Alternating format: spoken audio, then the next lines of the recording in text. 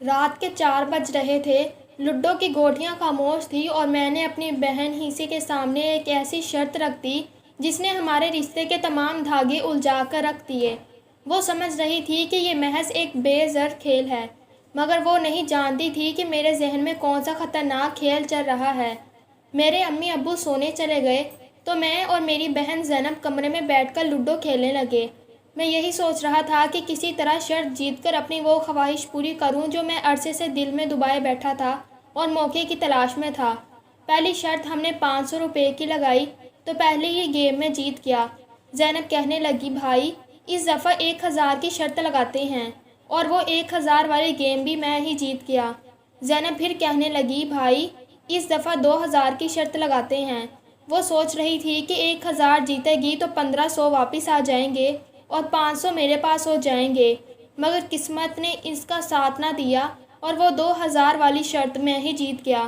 اب رات کے 4 بج چکے تھے۔ میں نے کہا، زینب اب بس کرتے ہیں، صبح کالج بھی جانا ہے اور ٹائم بہت ہو گیا ہے۔ اصل میں گیم ختم کر کے اسے اپنے اصل ٹاپک پر لانا چاہتا تھا۔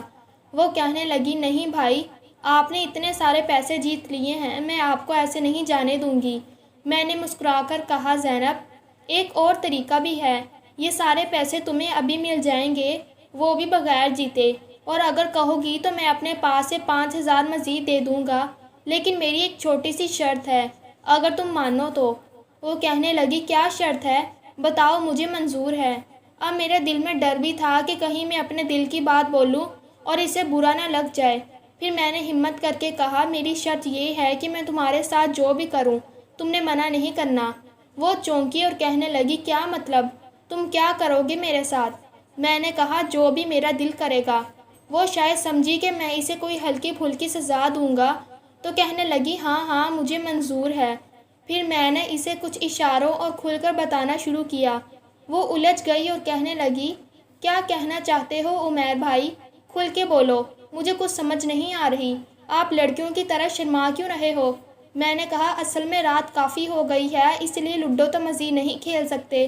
تمہیں اگر پیسے واپس چاہیے تو اس کا صرف ایک ہی طریقہ ہے، بلکہ میرے پاس 12000 ہیں، میں آدھے تمہیں دے دوں گا اگر تم یہ شرط ماننے کے لیے تیار ہو تو۔ وہ کہنے لگی، بتاؤ تو صحیح، پہیلیاں مت بجھاؤ۔ میں نے اس کی آنکھوں میں آنکھیں ڈال کر کہا، میں تمہارے ساتھ وہ والا کھیل کھیلنا چاہتا ہوں جو میاں بیوی کھیلتے ہیں۔ سناٹا چھا گیا۔ پھر وہ کہنے لگی، یہ کیا کہہ رہے ہو عمیر بھائی؟ آپ مذاق کر رہے ہیں، ایسا کیسے ہو سکتا ہے؟ میں نے کہا، زینب ہو سکتا ہے اگر تم چاہو تو، اور ویسے یہ کوئی بری بات بھی نہیں ہے۔ وہ کہنے لگی، دیکھو تم میرے ساتھ لڈو کھیلو، میں اپنے پیسے اسی طرح جیتوں گی جیسے ہاری تھی۔ میں تو سمجھا تھا کہ شاید وہ غصہ کرے گی، لیکن وہ بالکل بھی غصہ نہیں ہوئی۔ وہ ایسے رد عمل دے رہی تھی جیسے میں نے کوئی انتہائی عام سی بات کہہ دی ہو۔ وہ پھر سے لڈو کی گوٹیاں سیٹ کرتے ہوئے کہنے لگی، چلو چلو کھیلتے ہیں۔ میں نے کہا، زینب سودا برا نہیں ہے، رات کافی ہو گئی ہے، صبح 8 بجے اٹھنا بھی ہے، مان جاؤ، تمہارے 3500 بھی دے دوں گا اور 5000 اپنی طرف سے بھی دے دوں گا۔ وہ کہنے لگی، بھائی مجھے پیسے واقعی چاہیے ہیں کیونکہ کالج میں کینٹین والے کو 5000 روپے دینے ہیں۔ میں نے اس سے آج دینے کا وعدہ کیا تھا، اگر آج نہ دیے تو اس کی نیت ٹھیک نہیں لگ رہی، وہ بھی کچھ ایسے ہی مطالبے کرے گا جیسے آپ کر رہے ہیں۔ میں نے کہا، زینب اس کی کیسے جرأت ہو سکتی ہے کہ وہ 5000 کے لیے تمہیں ایسا بولے؟ وہ کہنے لگی، اس میں کیا بری بات ہے، بولنے والے تو بول دیتے ہیں، وہ تو میرا کام ہے نا کہ اس کی شرط مانوں یا نہ مانوں۔ میں نے غصے سے کہا، تم نے مجھے پہلے کیوں نہیں بتایا؟ میں اس کے کالج میں شکایت کرتا اور اسے نکلوا دیتا۔ زینب ہنس کر کہنے لگی، ارے نہیں نہیں بھائی، وہ تو میری مچھلی ہے، میں تو اسے بیوقوف بنا کے اپنا خرچہ پانی نکال رہتی ہوں، وہ میرے پیچھے لٹو ہے، میں نے صرف اسے جھانسی میں رکھا ہوا ہے کہ کام کروں گی لیکن کرتی نہیں ہوں۔ لیکن شاید اس دفعہ وہ بہت چالاک بنا ہوا ہے، کہہ رہا ہے کہ اگر کل پیسے نہ دیے تو تمہیں دیکھ لوں گا۔ اب زینب مجبور تھی۔ میں نے موقع غنیمت جانا اور کہا، زینب آفر تمہارے پاس ہے، خود فیصلہ کر لو، میں تو اسی صورت میں پیسے دوں گا اگر تم مجھے سکون پہنچاؤ گی۔ وہ کہنے لگی، تم باتیں تو ایسی کر رہے ہو جیسے بہت ماہر ہو، تم نے تو آج تک کسی کے ساتھ کچھ کیا بھی نہیں ہے، تم تو خود بتا رہے ہو۔ میں نے کہا، ہاں حقیقت میں نہیں کیا، لیکن ویڈیوز میں دیکھ کر سب سیکھ گیا ہوں۔ وہ کہنے لگی، اچھا تمہیں وہ سارے طریقے یاد ہیں جو ویڈیو میں ہوتے ہیں؟ پھر وہ خود بتانے لگی تمہیں پتہ ہے میرا پسندیدہ طریقہ کون سا ہے؟ میں حیران ہو کر اسے دیکھنے لگا اور پوچھنے لگا تم نے کب دیکھا؟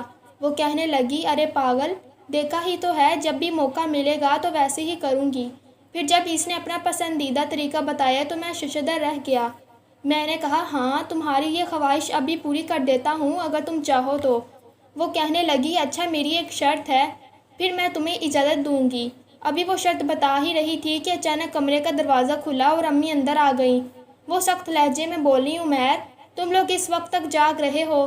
شور مچایا ہوا ہے سارے گھر میں، جاؤ جا کے سو جاؤ۔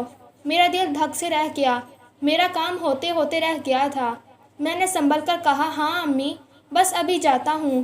امی نے زینب کے کمرے کی لائٹس آف کر دیں اور کہا نہیں ابھی جاؤ، صبح کالج جانا ہے تم لوگوں کو۔ میں نے تاریکی میں ہی کہا زینب یہ لو وہ پیسے جو میں نے تم سے جیتا تھا۔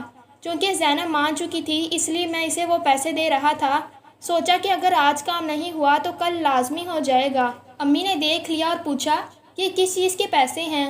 میں نے کہا امی میں نے لوڈو میں جیتے تھے، بس ایسے ہی ٹائم پاس کر رہے تھے۔ امی کہنے لگی اب تم لوگ شرطیں لگا کے کھیلتے ہو، چلو فوراً سو جاؤ۔